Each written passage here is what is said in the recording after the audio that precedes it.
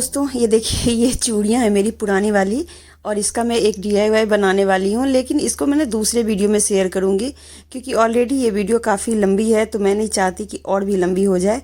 पर मैं आपको बस दिखा देती हूँ कि इन सारी चीज़ों की ज़रूरत होगी। और मेरा जो किचन का जो काम है ना, वो तो तकरीबन सफाई वगैरह हो चुकी है, लेकिन मुझे वार्डरोब भी साफ़ करना था। तो ये सिर्फ मेरा जो अलमारी है उसको मैं क्लीन करने के लिए आज आई हूँ। और ये देखिए, ये वही हैंगर है जिसके लिए मैंने बनाई थी ना वो चुन्नी रखने के लिए। बहुत अच्छा डीआईवाई, जो कि आप देख सकते हैं, मेरे वीडियो को सर्च करेंगे तो आपको मिल जाएगा, जो चुन्नी वगैरह को कैसे रखने के लिए, स्टोर करने के लिए, मतलब चुन्नी को कैसे हम अच्छे से रख सकते हैं, उसके लिए ये बनाई थी मैंने हैंगर में। वो अभी भी मेरे पास है। तो देख सकते हैं कि ऐसा नहीं है कि जो हम बनाते हैं वो कुछ ऐसे ही बना लेते हैं, उसको यूज भी करते हैं। तो यहाँ पर मेरे कपड़े फैले हुए हैं और मैं बता नहीं सकती, मैं सबके कपड़े ठीक कर लेती हूँ और बस मेरी अलमारी जो है ना, बिल्कुल ही गंदी रह जाती है। तो मैंने कहा इन कामों के बीच में पहले मैं इसको भी क्लीन कर लूँ, क्योंकि जब दिवाली आती है ना तो बहुत सारे काम हो जाते हैं। आप एक काम करने जाते हैं, दूसरा काम आपका स्टार्ट हो जाता है। तो देख सकते हैं कुछ इतने कपड़े हैं, लेकिन ये कपड़े सिर्फ मेरे थोड़े से ही हैं। बाकी कपड़े मैंने अभी निकाले नहीं है, साथ के साथ निकाल के कोशिश करूँगी आप लोगों को दिखाने की। तो यहाँ पर देखिए मैं किचन में आ गई हूँ, और किचन पहले का ही डेकोरेशन वाला है। और आज मैं आप लोगों को शेयर करूँगी कि आज मैंने अंदर की जो क्लीनिंग की वो कैसे की। तो मेरा जो स्टोरेज है, जैसे कि राशन वगैरह का करते हैं, या जो मैं उसको कैसे रखती हूँ, वो इस वीडियो के अंदर आज आपको देखने को मिलेगा। तो यहाँ पर सबसे पहले किचन में आते मेरा काम था कि धनिया बहुत सारे मैंने धो करके रखे हुए थे, काट के, और इसको मुझे पीसना है। और पीसेंगे क्यों, वो मैं आपको आगे बढ़ चल के बताऊंगी। तो देख सकते हैं कि किचन आप एक बार और देख लीजिए, क्योंकि आप लोगों ने इस किचन को बहुत सराहा है। बहुत बहुत धन्यवाद आप लोगों का। और मैं इस धनिया को जो पीस रही हूँ ना, वो एक्चुअली स्टोर करने के लिए पीस रही हूँ। इसको काफ़ी लंबे समय तक मैं स्टोर करके रख सकती हूँ। चटनी वगैरह जब भी बनानी हो तो इसको निकालेंगे और आराम से बना सकते हैं। तो मेरे यहाँ थोड़ा सा मार्केट कम है, तो मुझे दिक्कत हो जाती है कई बार धनिया की। तो अगर आपके पास भी ऐसा कुछ है तो आप इस तरह से स्टोर करके रख सकते हैं। तो यहाँ पर धनिया को मैंने डाल दिया मिक्सर जार में, और उसमें नींबू डाला और साथ में थोड़ा सा तेल डाला और हल्का सा पानी डाल के, और इसको हम पीस लेंगे। एकदम महीन पेस्ट बनाएंगे, बिना पानी के ये नहीं बन पाएगा। तो इसीलिए इसको पानी डाल के हम पीस लेंगे और इसे हम रखेंगे ट्रे के अंदर।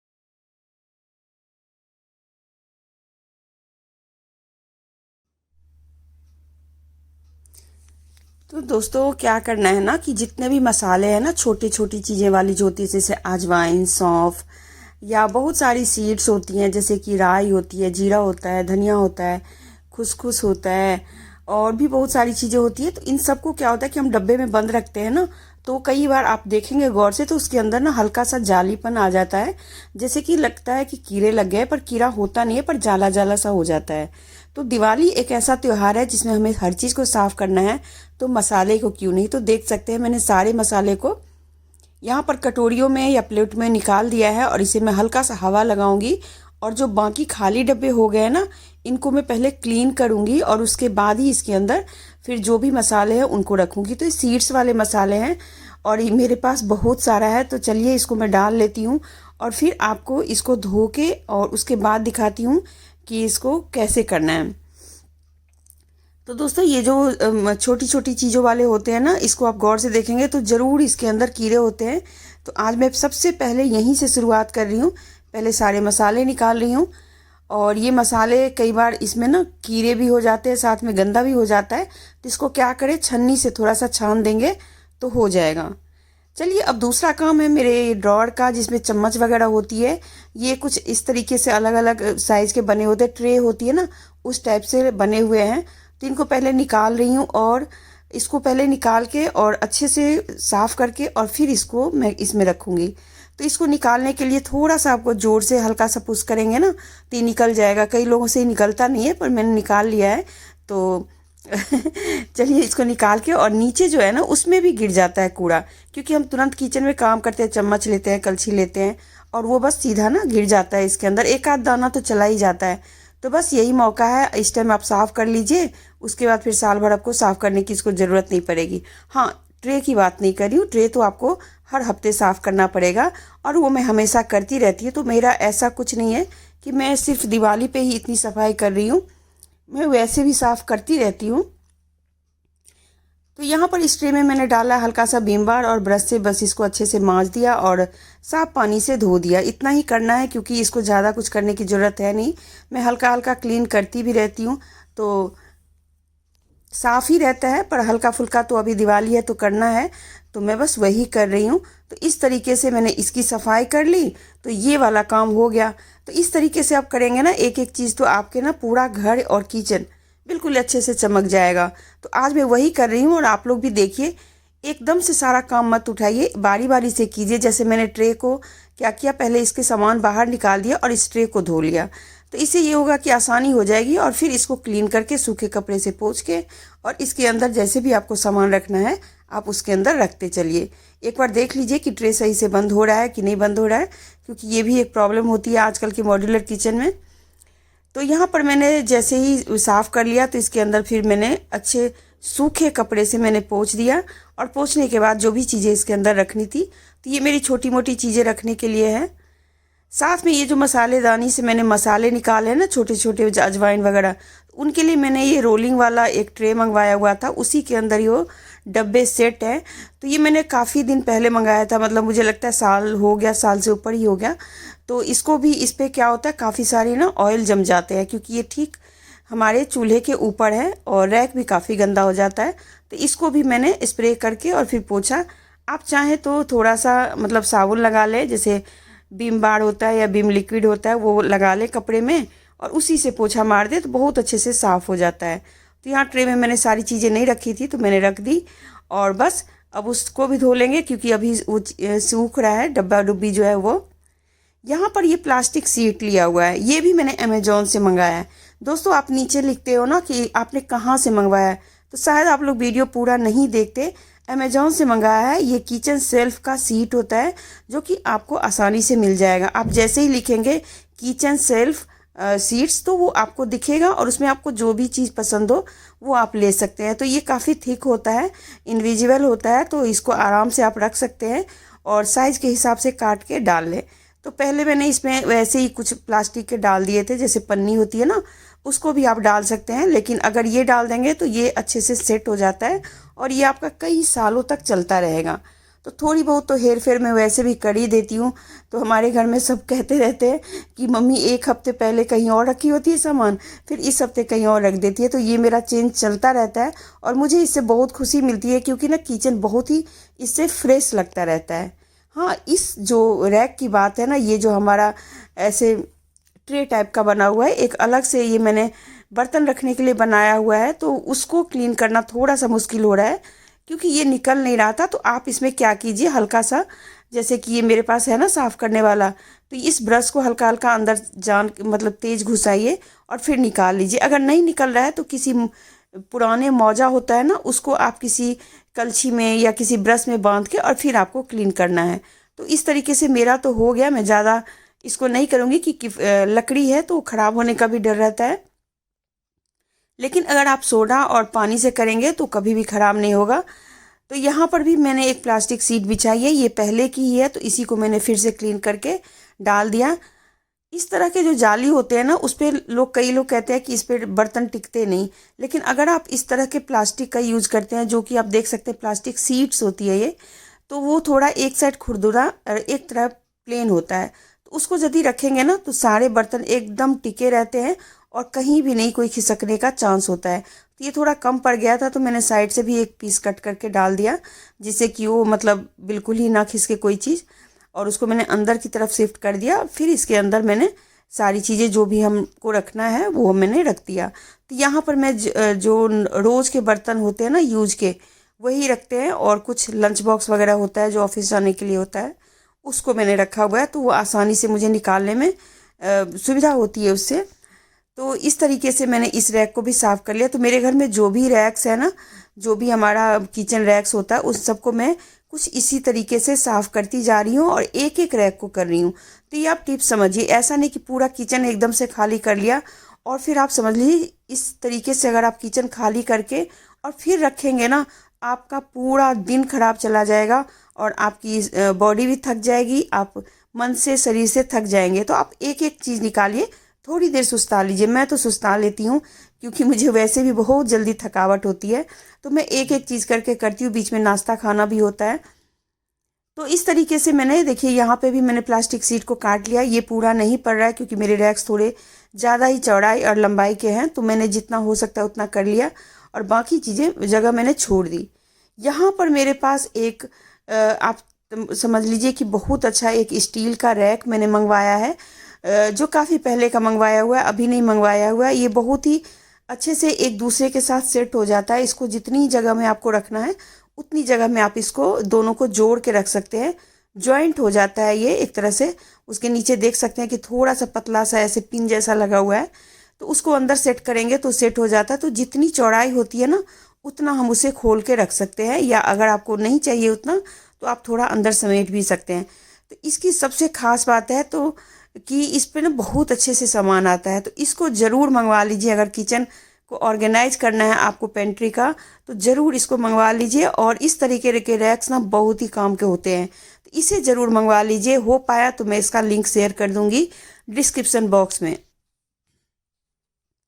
यहाँ पर मैंने ऊपर तो रखा डब्बा, जो कि मैं राशन का, जैसे दाल वाल होती है या बाकी बहुत सारी चीज़ें होती है, वो रखा। ऊपर मैंने एक कप्स को हैंग करने के लिए मैंने एक कप हैंगर मंगवाया हुआ है, तो उसको मैंने ऊपर डाल दिया क्योंकि इसके लिए और कोई जगह थी नहीं। तो मैंने इसको इस पर डाल के और फिर साइड कर दिया, क्योंकि बीच में तो अच्छा नहीं लगेगा।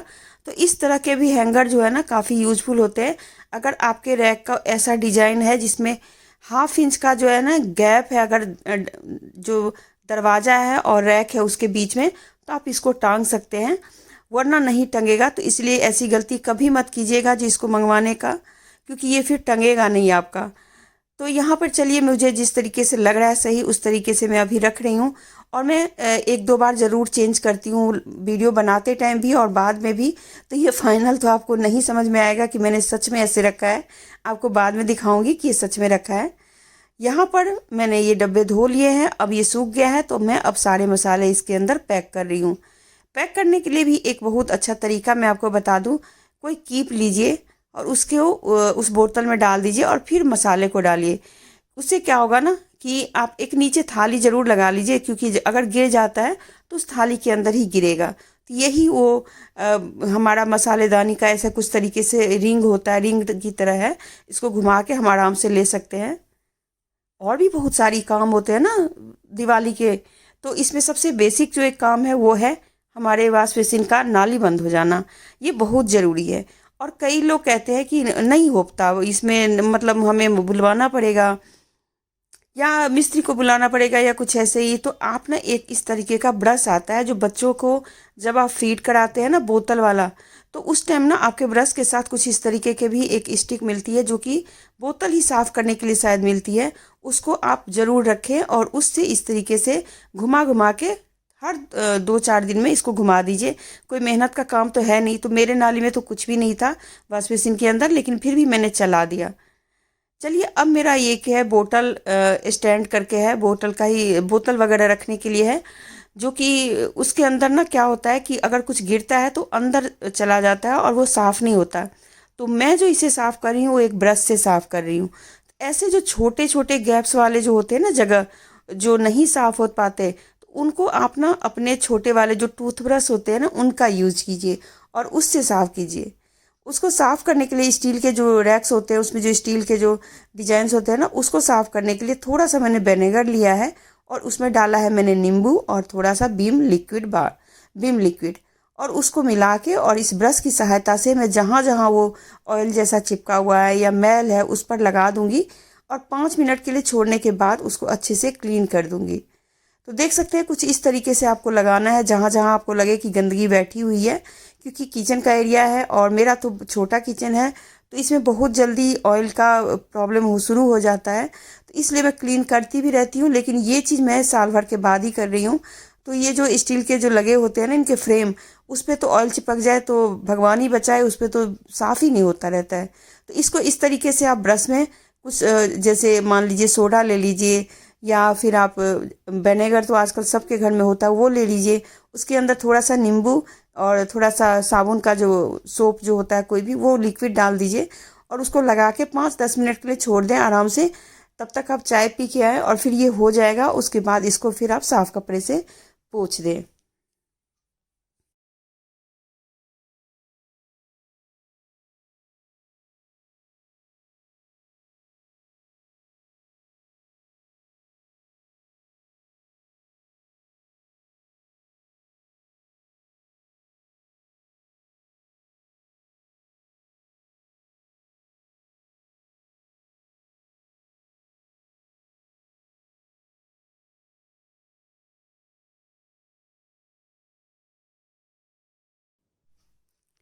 तो यहाँ पर देख सकते हैं मैं नॉर्मल सा कपड़ा लिया है मैंने, जो किचन को साफ करने के लिए आते हैं ना छोटे छोटे वाले, वो लिया है और इसको गीला करके और नॉर्मल ही पोंछ दिया है और कुछ करने की ज़रूरत नहीं है। ये बहुत अच्छे से क्लीन हो जाएगा। लेकिन इस रैक्स पर जब आप सामान रखते हैं ना, उसके लिए मैं एक बहुत अच्छा आइडिया बता रही हूँ कि उसके लिए ना आपको एक प्लास्टिक सीट जैसे मैंने और रैक्स में डाले हैं ना, उसकी उसी तरह का प्लास्टिक आप ले लीजिए सीट और उसको काट के इसके ऊपर डाल दीजिए। तो अभी मैं आपको दिखा रही हूँ, पहले मैं अंदर से निकाल लूँ कूड़ा और देख सकते हैं नीचे इतना ज़्यादा कूड़ा गिरा था कि मैं बता नहीं सकती। और यहाँ पर ये देखिए प्लास्टिक सीट जो मैंने और जगह पे लगाई है ना, वही सेम चीज़ मैंने यहाँ पे भी लगा दी है। तो इससे क्या होगा कि कोई चीज़ ना खिसकेगा भी नहीं और साथ में अगर कुछ गिर जाता है तो नीचे नहीं जाएगा, ये बचाव हो जाएगा और फिर आपको साफ़ करने में कोई भी दिक्कत नहीं होगी। तो कुछ इस तरीके से मैंने इसको रख दिया और थोड़ा सा चौड़ाई में मैंने लगता है ज़्यादा काट दिया, तो इसको मैं कम करूँगी।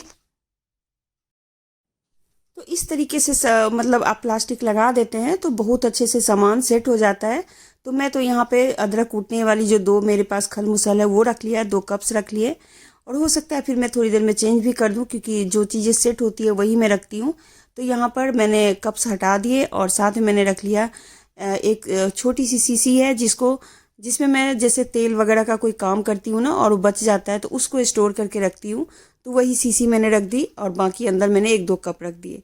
तो यहाँ पर मैं जो प्लास्टिक काटी ना, उसी से मैं इसको ऐसे कुछ करके बांध देती हूँ, जिससे कि इसको कहीं से भी रखेंगे ना तो गिरेगा नहीं। जैसे ही हम बंद करते हैं तो होता है ना ऐसे हिल के और बंद हो जाता है। तो इस तरीके से अगर किसी चीज़ से बांध देंगे तो बहुत अच्छे से सेट हो जाएगा।